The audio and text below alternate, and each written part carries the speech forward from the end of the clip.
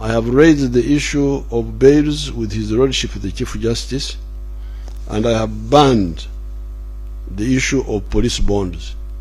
A strong army, the other security services, and a supportive population.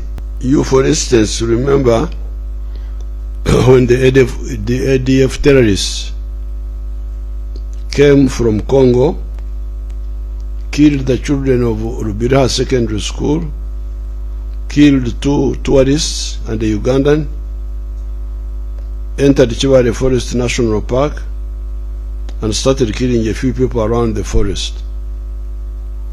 The combined capacity of Uganda's security apparatus was partially activated, including the LDUs. Within a couple of months, the whole group was destroyed, including the killing of the group leader, Kamusu. This was in the month of June 2023, that is last year.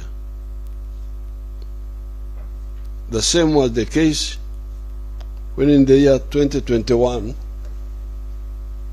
terrorists using jambias, pangas, started killing people in the Masaka area. The group was crushed. It is that capacity of God, the army, the other sister security forces, and the people that even this year ending now, has kept Uganda stable. There were, for instance, some shallow schemes by the local traitors and their foreign sponsors to cause criminality and civil disorder like you saw in Kenya, including gathering demonstrators and shooting them using Iraqi returnees to give the impression that it is the government that killed them. The whole evil scheme was defeated by God, the other security agencies, and the people, as pointed out above. However, there is rampant stealing of cattle, goats, etc., and the soft handling by the police and the courts of such criminals through giving them police bonds and court bails. I have raised the issue of bails with His Lordship the Chief Justice, and I have banned the issue of police bonds. Any police personnel that gives a police bond to a village thief when the case is ready for trial will be held fully accountable. Firm legal handling of criminals is very useful. I've shared with you through the social media how recently in my Karamoja trip I was told that a total of 3,000 Karamojong Karachunas, through the efficient and dedicated mechanism of the military court-martial, are in the different jails. 900 of them in Kitaria prison alone. This explains why there is now total peace in Karamoja and the surrounding districts of Acholi, Lango, Teso, Bugisu, and Sebei. It is also good for those Karachunas. Many of them would be dead by now on account of clashing with the UPDF. Let the government introduce skilling to these young people so that when they get out of prisons, they can create wealth and jobs for themselves and for other Ugandans. Similarly, the handling of the village thieves, legally but firmly, is good for the villages and also good for those thieves themselves.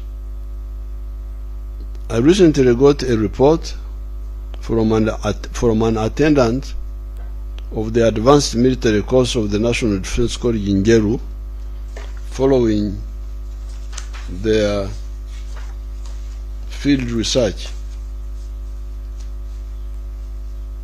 In the research, they noticed some people drying green coffee harvested prematurely.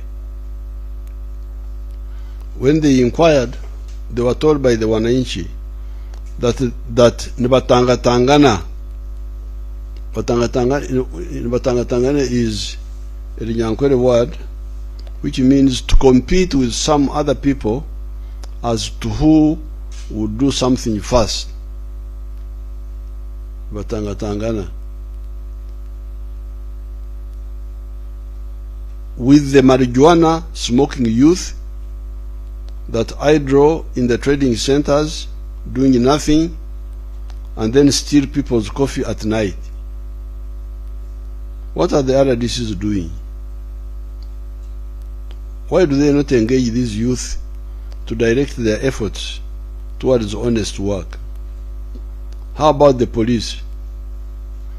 If the concerned people do not act, I will involve the UPDF to empower all the wealth creators, farmers, etc., to guard their property by activating the vast militia of our LDUs. It will not be good for those thieves, because once we arm the villagers to defend them, to defend their gardens, it will not be a good idea for the thieves.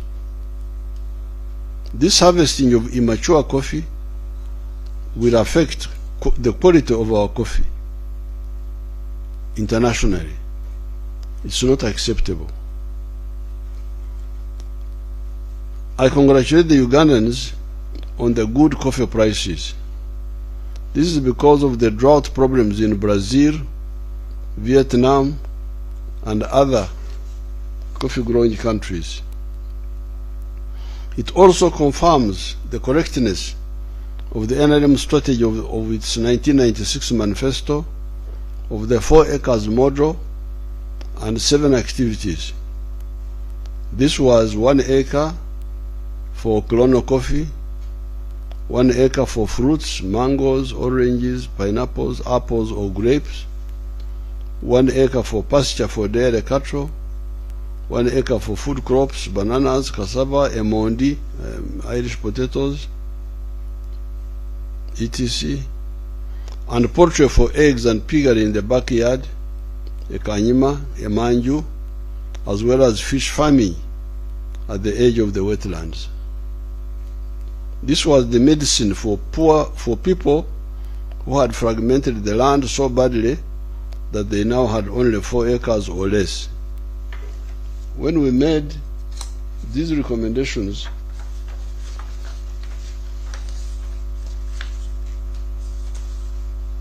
we had studied accurately the demand for all the products that to grow in Uganda, and we had studied the demand for those products within Uganda, within Africa, and internationally. We knew they had very good demand. That's why we recommended them in writing to you people. That is why we included these 7 activities under intensive agriculture, where you use small land to get good money for the family, 4 acres or less. There are other products that the country needs, other agricultural products that the country needs, such as tea, cotton, sugarcane, tobacco, maize, etc., but can only make enough money for the family if you do them on a big scale. We included these into extensive agriculture. In order to support both modes of agriculture, intensive and extensive, the NRM liberated our research scientists from the tyranny of the past regimes, and recently we have started paying them well in the face of fierce opposition by some groups, including the bogus UCDA that were misinforming Ugandans that they were responsible for the success of the coffee effort. It is our scientists that have developed these seeds, all the seeds used in Uganda. These scientists have never been under UCDA.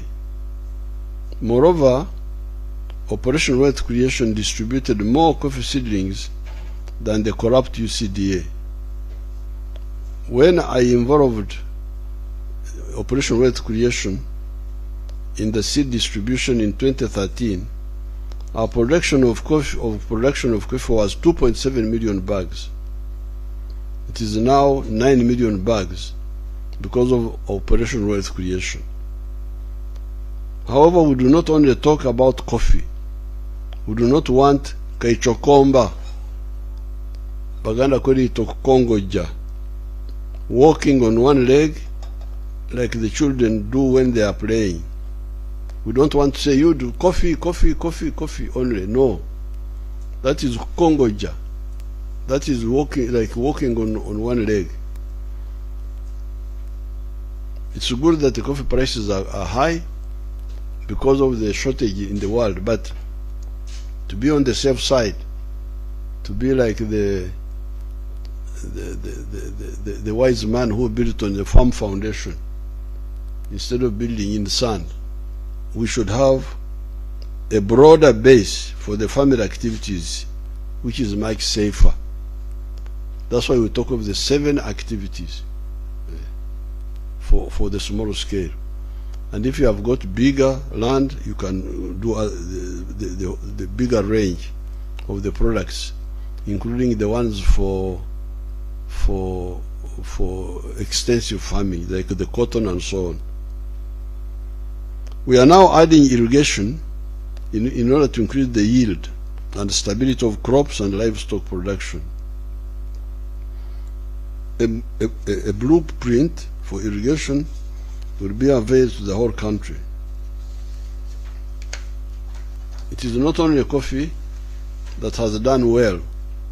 Many other crops and livestock activities, as well as industrial products and services, have done well. That is why our inflation rate is low all the time.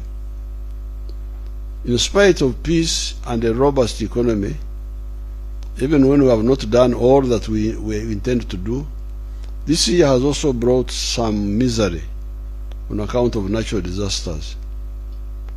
We had the petrol tanker accident at Kigogwa, the landslides in Bulambuli,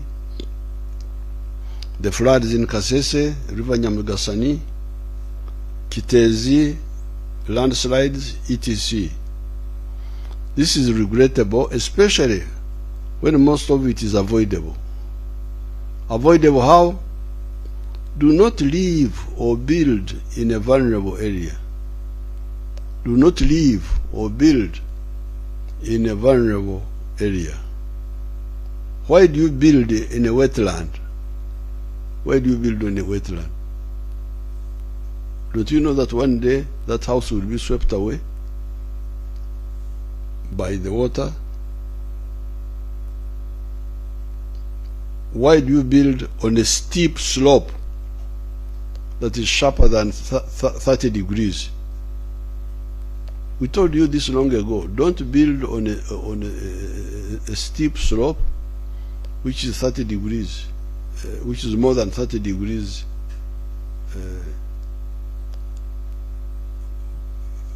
in terms of angle. It's very dangerous. It's like if I try to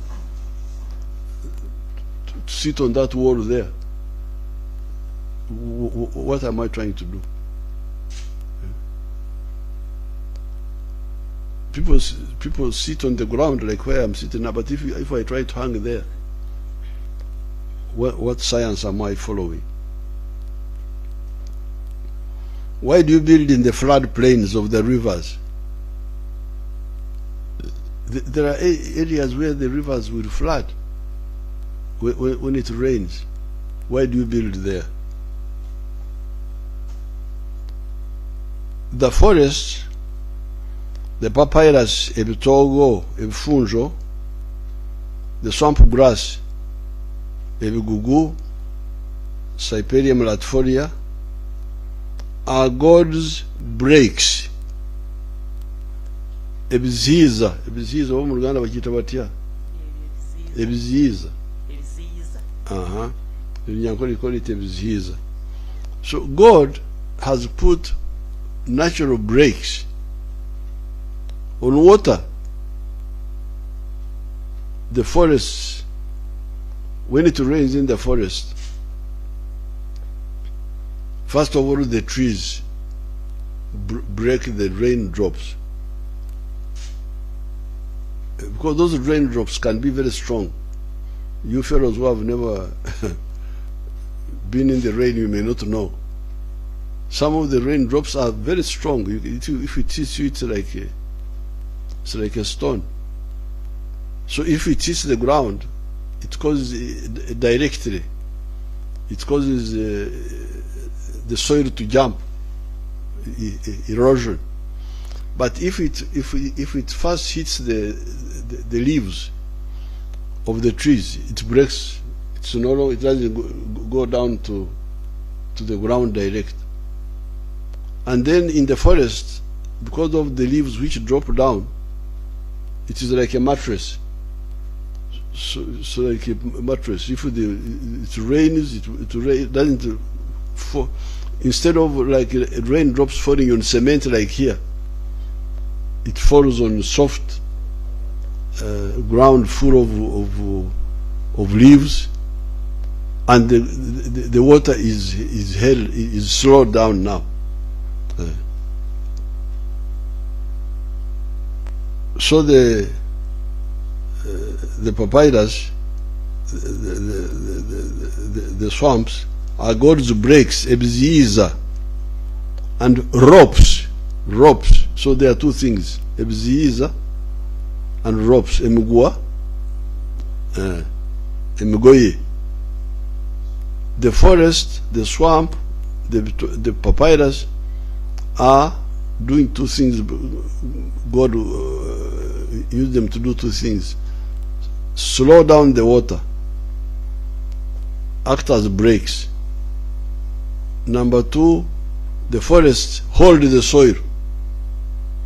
The roots of the trees are the ones which hold the soil. Now you remove that.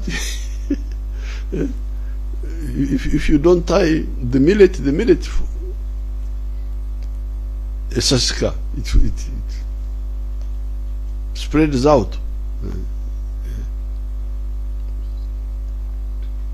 Slow down our God's breaks, ebiziiza, and ropes, emugwa. Slow down the mukoka, the runoff. Slow down the mukoka, the runoff.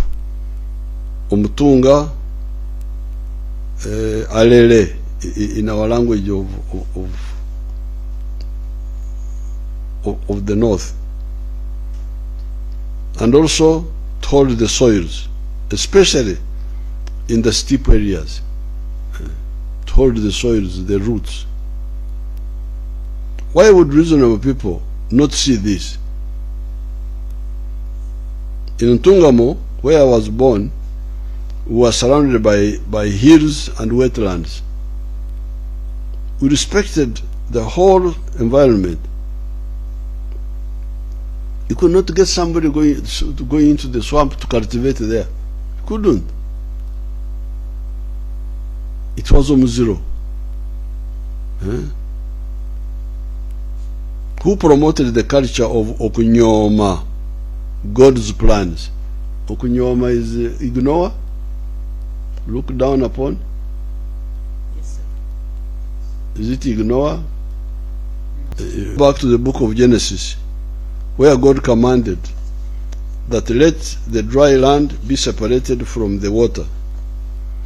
It says in chapter 1, verse 9 as follows: And God said, let the waters under the heaven be gathered together unto one place, and let the dry land appear. And it was so. God is the one who said this. We are not the ones who created the swamps. or forests or mountains. It's God.